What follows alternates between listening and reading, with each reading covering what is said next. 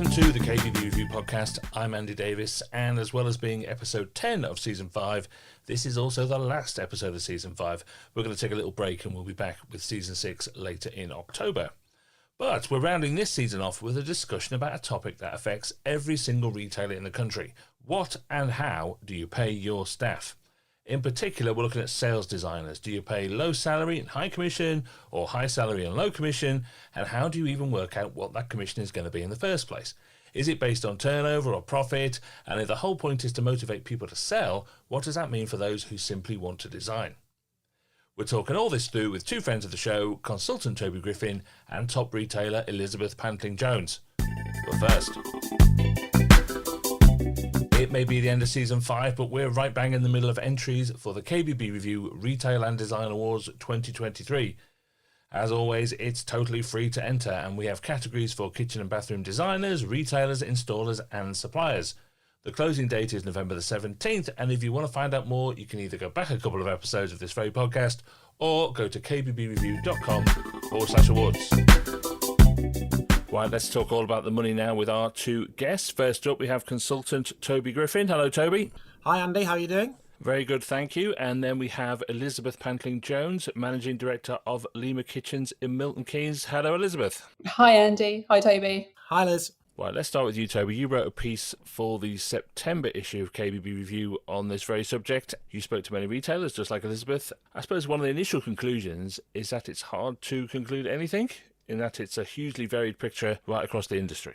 Yeah, I think that was one of the opening points I made in the article, is that we've got a situation where we've got some people who are on full commission only, the vast majority who are on a salary plus commission to a greater or lesser extent, and then some people who are on salary only, no commission at all. And so, like an awful lot of things, particularly in the independent sector, in our lovely industry, there's a massive variety, and all of the companies are making a success of it. So just very, very interesting to see the huge variety and how each company has come to the conclusion that that's what suits them best. Yeah, I mean, we can say with some certainty, can't we, that sales designers, and that job title varies almost as much, but I think we all know what we mean by that, so let's stick with it. Sales designers are paid by a mix of salary and commission, and the variety comes in the ratio of those two things. Yes, it does. And I did a LinkedIn poll to try and see which companies were and to what extent people were paying those. And about half stating that they paid a good salary plus a lower commission. Then about the remaining third then said that they paid a lower salary but a higher commission. And then only very few were either doing a salary or no commission, fully commissioned. So it seems, but particularly, like you said, the sales designer roles, that it's really just a case of to what extent is a greater or lesser salary. So that seemed to be the thing. But there are other roles within the business as well, outside of the sales designers, like, the admin, support, warehouse, that were pretty much exclusively salaried. But with the one variable being that quite a lot of companies did pay an annual bonus, and how they came to the conclusion of what should be paid. That was a bit of a variable there, but it was much more consistent in the non-sales designer roles. So, Elizabeth, sales designers there are where the variation seems to be. Talk us through the structure that you have at Lima Kitchens. What works for you? So we try to keep good balance between salary and commission. We've tried varying things in the past, and we found that this gets the right motivation for our sales team. And by that, I mean enough that they will take the time and work through the design process and project process with them, but not too little that they're not motivated to close that sale and kind of move on to the next project. But you have tried different variations in the past, haven't you? You sort of settled on this after much experimentation. Yeah, absolutely. So our first experience of taking on a salesperson, we did go down the commission-only route, simply because both myself and Matt had worked under that ourselves previously, and being business owners, we're obviously motivated to earn money and make sure it continues. But we found that people were making promises that they couldn't keep, not enough detail, and also being able to build up enough of a pipeline and get the work closed meant that it took a long time for their commission to come in. And then on the flip side of that, we thought we'd go for a higher salary so that it was more design-led and more attention to detail would be there. But then what we found was that there just wasn't the urgency to get things closed in a kind of timely manner. And that just didn't work with our cash flow and business model. That's in a nutshell, Toby, isn't it? There are pros and cons for all these variations, aren't there? High commission drives, short-term results, but could get pretty cutthroat. Customer service could suffer. High salary, low commission leads to that lack of urgency, as you say. When you were talking to people, is how you fix that middle ground is I think the it's issue. the way that your business is structured in terms of processes. When I was sales director of a local business where I am now, all of our sales designers were commission only. Once they had made the sale, they passed it over to a team of very good surveyors, and that was it. They had nothing more to do with anything. They had nothing more to do with ordering, customer service, or anything like that. So they'd move straight on to the next one, and that worked really well. But it did need that support network behind. If you're in a business where you don't have that, where the sales designer then goes on to do the ordering, the admin, the customer service, even some of the project management, then if they're heavily motivated on commission, they're obviously becoming less motivated to look after post-sale. So it's a case of how your business process is set up and how much the sales designer does post-deposit, really. That seems to be the variable. So what you're really talking about there is customer service, isn't it, as opposed to whether you can sell or whether you can design? Well, yes, but it's all like I say, it's the admin and the pay that takes up a hell of a lot of time, ordering and things like that. And if you've got a choice, you're sitting there as a sales designer and you've already taken a deposit for something and you're already, let's say, going to get paid that, and you've got a choice between spending 3 hours on admin and customer service or 3 hours on getting that design right for the customer that's coming in tomorrow, your pay structure is going to motivate you to do the latter, not the former. What ends up happening is that you will do the former, but you'll spend an hour and a half on something that probably should take 3 hours, and you'll spend much more time on the one, that brings you the commission. So that's the thing about any pay structure, is you've got to be careful, what you wish for.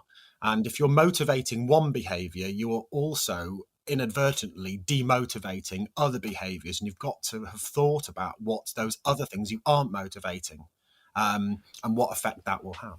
Does this all sound worryingly familiar, Elizabeth?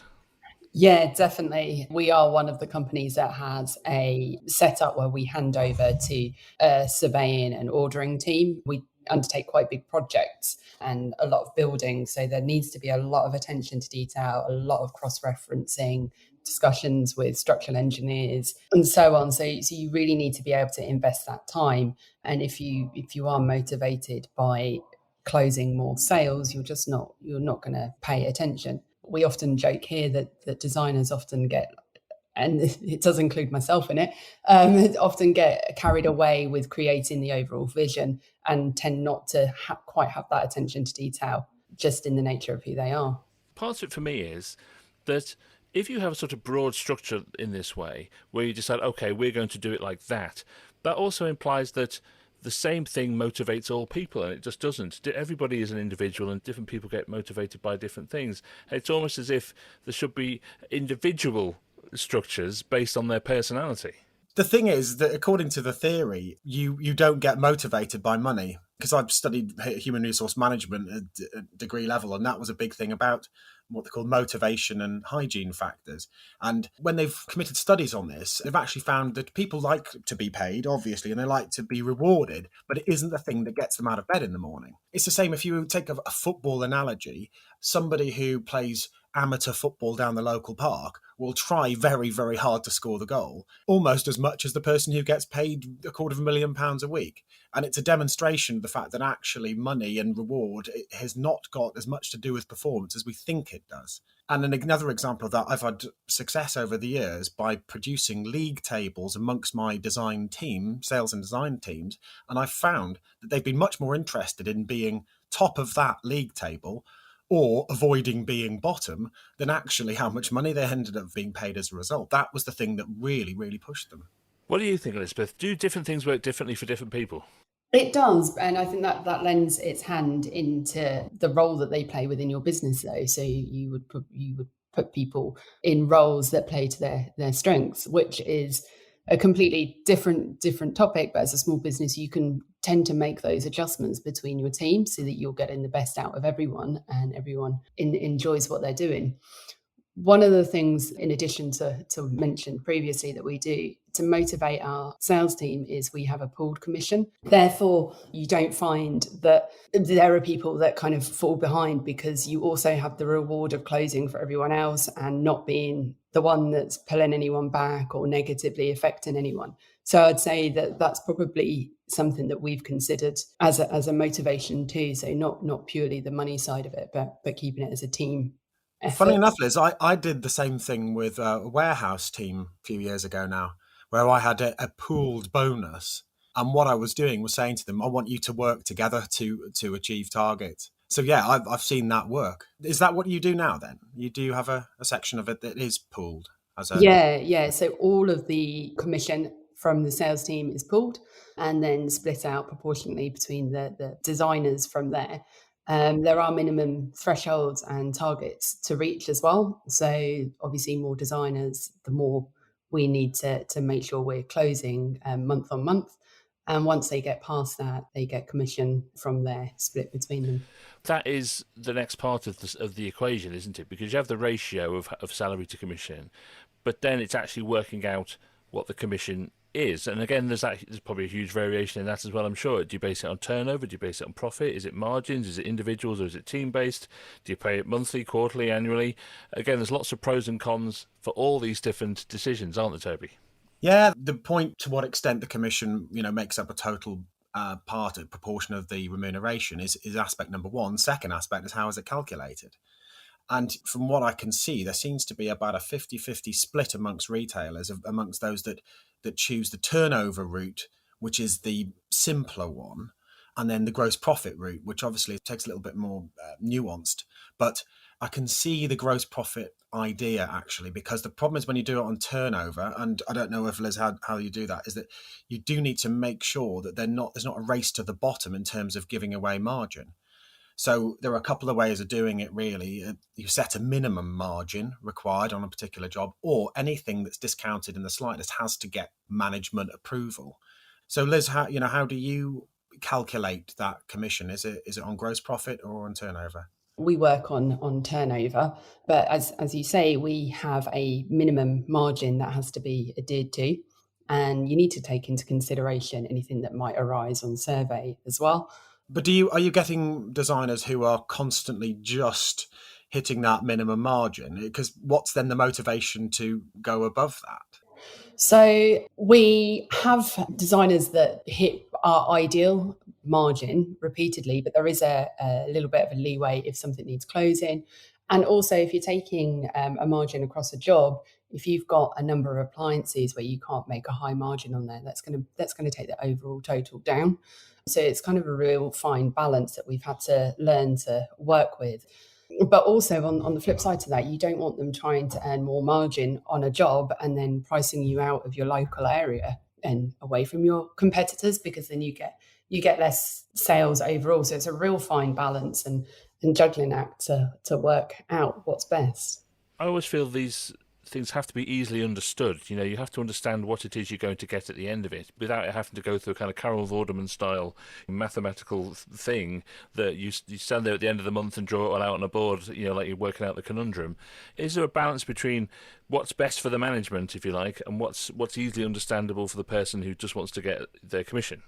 So ours is a bit more complicated than we like it, but as I say, we've tried other routes in the past, and we felt that we've left ourselves as a business exposed. So it's something that we discuss on a regular basis. We have a spreadsheet where it all goes into that we're open about, and all of our margins are accessible to the staff, so they can easily see and calculate what's been allowed for in each sale. And again, once it comes to the completion and survey, they can see clearly what's been made on each sale. What do you think, Toby? This is all about motivation, isn't it? And if it isn't an easily understood structure, then that motivation might be eroded somewhat if it all just gets a bit mathsy. Yeah, and also if people feel that they've had something taken from them, a member of staff, they are furious. will spend their next period in the company doing their absolute best to make your life difficult. So yeah, clarity is absolutely vital on that front. And like you say, the more complicated, even though it's probably more suitable, the more complicated something is, the more there can be a little bit of cynicism as to how things are achieved. But I think Liz has got the right approach. You've got to have it very, very visible, and at any moment someone can jump in and see it. But another on the sort of same topic in terms of visibility, there's also the speed with which it's paid as well. That's a very interesting one. Is it paid on receipt of the deposit? Is it paid on completion of the job? I was talking to Tony Robson from Day True, and he was saying that they pay the commission when they get paid the money by the client. It's literally that connect. Whereas most places I've worked, when the order is taken, the commission is paid. Again, Liz, how do you connect the commission payment in terms of timing with the order or the balance, or how do you handle that? So we pay 50% on deposit. We pay that regardless of target being met to the designer. And then we pay upon completion. That way we can measure costs because of being able to manage that everything has been accounted for. And again, the making sure that job is completed and a profitable job. We do, however, loop back round. So at the end of the year, where we may have fallen short, if we've achieved targets and sustained a good margin throughout the overall year, we do kind of give a rebate for anything that may have been missed. So again, if you have one bad month, you could still earn that kind of commission moving forward as well. So there's always incentive to keep going and keep trying. Do you find, Elizabeth, as well, that it's one of the eternal debates in this industry that's been going on for as long as I've been around it is, I'm not a salesman, I'm a designer. Sales is a dirty word a little bit when it comes to people who really value their design skills, which is quite right too. And they don't like the sort of grubby sales money side of things. They just want to get on with being a fabulous designer. Does that make conversations about sales-driven numbers and finances more difficult? It can do, but I think for us here, we're quite a laid-back kind of company, and we're very open about everything. And at the end of the day, we're all here to make money, to do the best we can, and feel proud of the work that we've achieved.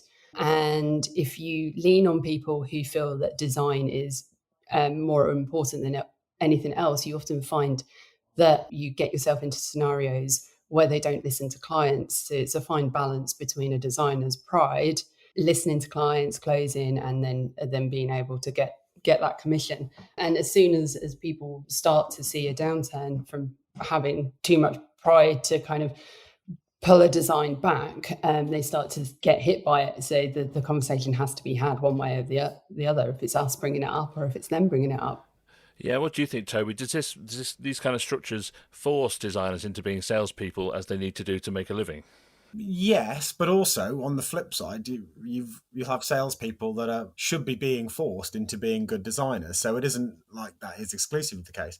But I've got an interesting little anecdote from a good time ago, where I had a team of 3 on bathroom sales designers, and one of the 3 was a relatively new addition, and she was a very good designer, but not a naturally talented salesperson, I'd say.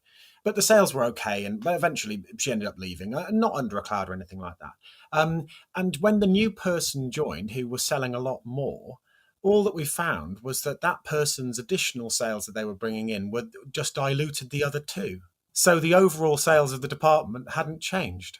That just goes to show you do need a mixture of personalities, and you can have some people who are more design orientated, and if you've got flexibility within your pay structures, you could reward those people more who are bringing a real sort of quality, a real sort of X factor to the image of your business by doing something great. But you've got to be careful that you don't have the scenario where people are spending 2 hours putting plates and books on worktops and not doing the other things which they should be doing, which is ringing customers and being more proactive. So it is a case of personalities and balance.